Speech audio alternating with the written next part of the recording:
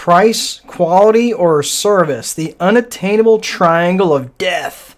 Today on the Landlord Coach Daily show, let's drop the needle. 5, 4, 3, 2, 1, 0, ignition, liftoff.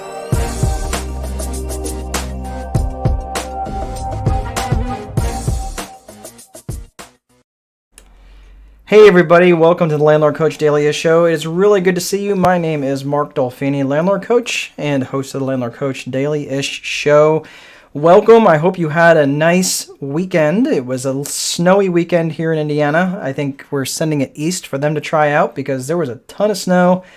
And nature just has a way of reminding you that you've gotten fat over the winter as you go and try to shovel all that crap. So I was reminded that in spades today. So hopefully you none of you had a heart attack trying to shovel that wet crap out there. Anyway, today we are going to be talking about, do you compete on price, quality, or service? And it was funny because I was having a conversation with a business associate of mine, and she was going to dig out an old marketing book that she had to just to help develop a business plan and things like that. And it was just interesting, and I got reminded from a previous conversation of a coaching student that I was talking to them, and they were trying to figure out where they wanted to be, who they wanted their ideal client avatar to be in their real estate business, right?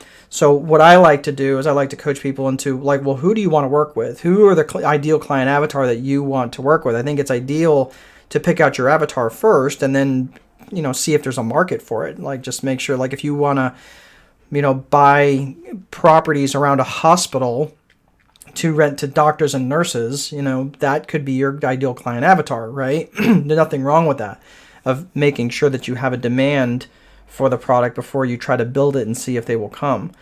So we were talking about that, and I said, well, how do you want to compete? And they were saying, well, what do you mean? I said, well, do you want to compete on price, quality, or service? And we started down this rabbit hole of a discussion to say, well, all three. Like, I want to have a good price. I want to have a quality properties, and I want to be there for them. I want to have high levels of service, which I think is commendable, but impossible. And I get into this argument all the time, especially with small business owners. But I'll tell you that this mistake is not only made by small business owners. It's made by large corporations too, and I'll give you an example here in a second. So if I was to ask you, what does Walmart compete on? Do they compete on price, quality, or service? Well, if you've ever been to Walmart recently, you don't go there for their amazing customer service. Like, generally, you're lucky to find anybody in a blue vest that doesn't want to cut you, okay? Because they're just miserable. I'm positive that the founding father of Walmart would roll over in his grave if he saw the way that some people are treated at Walmart. And quite frankly, I think that there's, it's because of their insistence on always low prices. So obviously they compete on price, and they win all the time because they beat the crap out of their suppliers. They beat the crap out of the people supplying, getting the stuff to market, getting it on the shelves, getting it stocked, all that stuff. They don't treat their people super well, but they are, they employ like 300,000 or 400,000 employees. I mean, they've got a huge, market in terms of who they employ. So they definitely compete on price. That's a no-brainer. In terms of quality, right? Let's think of Mercedes-Benz. Do they compete on, on price, quality, service? Now, I could make an argument that their service is usually fairly good, but they're all about quality. I mean, they use quality everything in their components. I mean, they really don't shortcut. If anything, they over-engineer stuff. So I've owned a Mercedes. I've been to Mercedes dealerships. I wouldn't say that they're overly amazing on service. I would say that they're okay. They definitely don't compete on price, but they are definitely competing on quality. I mean, for them to, for an oil change, they don't even bat an eye at the fact that you're going to pay $300 for an oil change because it's a special filter and blah, blah, blah, right? They don't even bat an eye about that. So they really are more about quality than they even are about service. Like in the service, sometimes the service calls take a long time as you're sitting there. Now, some Mercedes dealerships are better than others. I'm not going to say they're not, but I'm just saying they don't compete necessarily straight on service. They're competing on quality, right? They have a quality automobile. If you're thinking about a lot of high-end automobiles, they're definitely competing on quality. Or let's go back to the retail example in terms of price, quality, or service. Is Macy's, are they competing on price? Definitely not. Are they competing on service? I would say definitely not. They're definitely more quality than they are price and service. So that's where I would say, you have to put this into context when you're saying how are they competing. Now, in terms of service, a good service organization, you got to again keep in mind in terms of service, it would be kind of like the difference between a limited service hotel and a 5-star hotel, right? Think of the quality is definitely better. The price is definitely not competing on price, but they are competing on service. And think about this for just a second. If you see the way of the banks, like a mature industry, which you can normally tell as an industry matures, it starts to try to compete on price. Well, after they realize you can't compete on price anymore, they start competing on service. Like a lot of banks are very, very similar. So now all of a sudden they started inventing positions like the personal banker, and bankers are reaching out to you and they're starting to provide all this value added stuff, even though their product is pretty much a commodity. But they don't want to make it look like a commodity. They want to treat themselves as if they're something different, right? So that was something that I learned, and this was something that I learned from, I won't remember his name, but he was I want to say he was the CEO of Starwood Hotels, and he came to speak to us at Purdue. And it was funny because it was like a big thing. This guy, he shows up and, everyone's like, hey, this guy for Starwood's going to be coming. I mean, Starwood was huge, right? I mean, they were the monster in the hotel space at the time. And it was really funny because we're in this room and there's not many people in this room. There may have been, I don't know, maybe 50 or 60 people in this room. And here's this guy up there. He's like the CEO. Looks like a big cheese. All the faculty and staff, I mean, half the room was faculty and staff. All the faculty and staff are just tripping over themselves trying to, curtsy in front of this guy. And it was funny because he said, how do you guys compete? How does any business compete? And he asked this to the room. And of course, we weren't really sure where he was going with this. And this is not something that we learned in any textbook.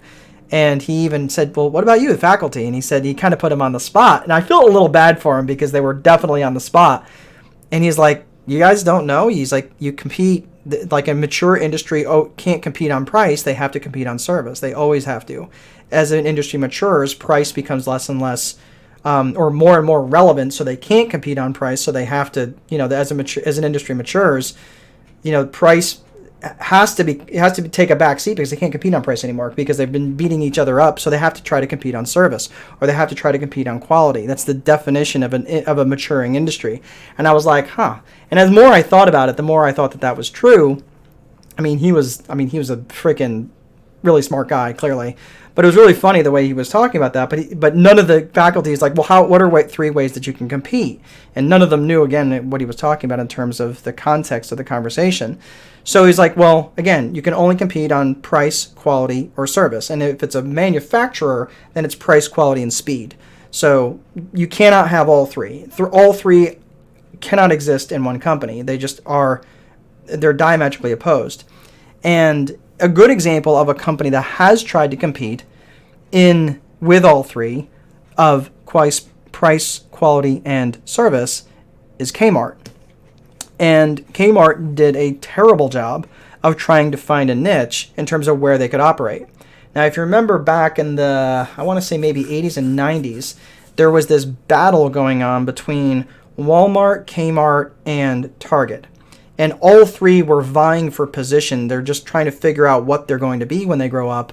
And Kmart had been in the space for a while. I mean, they had been they were a low price leader for a long time.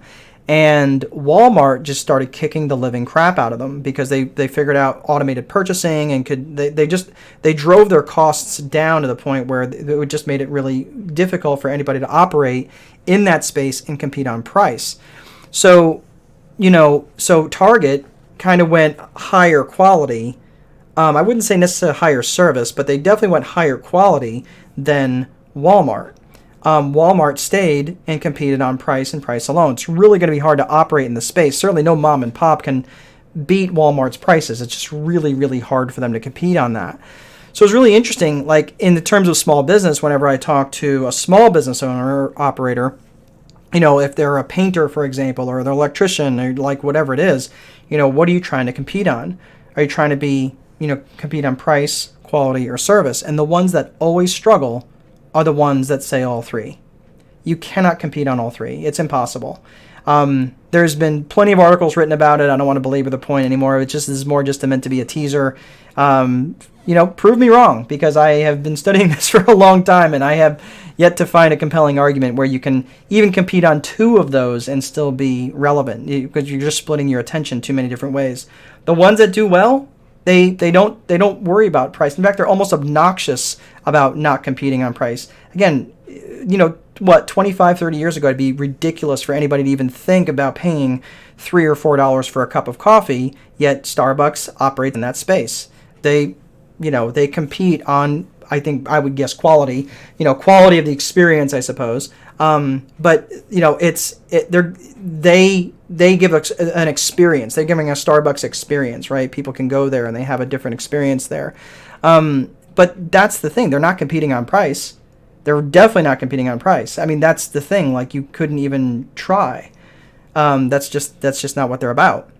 So if you were trying to deliver a product like Starbucks and deliver it at a lower price, I think that you'd have a broken business model. I think it would be difficult for you to do. So that's where I'm saying, from the rental perspective, what are you trying to operate? If you want to be a HUD provider and do low-end properties with a lower-end, with a lower-end price, nothing wrong with that. I'm not saying there's anything wrong with it. Just understand that it's going to be really hard for you to have high-quality anything or be able to provide instant, an immediate service on things, okay?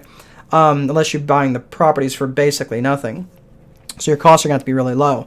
If you're looking at higher quality properties, right? Again, think of the hotel examples that I gave you, where you're putting in some really expensive stuff, where you can commit, where prices almost becomes irrelevant. You'd have to make sure that you have a market that can afford that quality space, right? That quality price that you're putting on, or that quality that you're putting out in the market, and the price becomes less relevant.